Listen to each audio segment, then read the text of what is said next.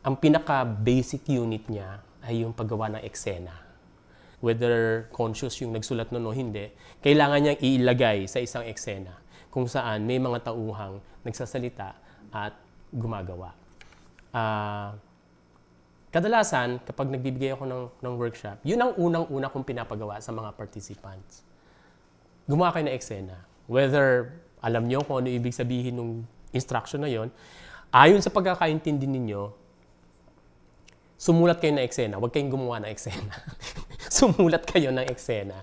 No? Para ipakita nyo sa akin kung ano yung pagkakaintindi nyo sa pagsulat ng eksena.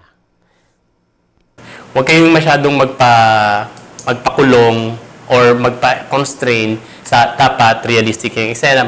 Just write a scene according to how you know what a scene should look like. Okay, so it has simple beginning, middle, and end. Write a scene, tell the story in that scene. May dialogue, may kung ano, bahala kayo kung ano yung pakakaintindi ninyo.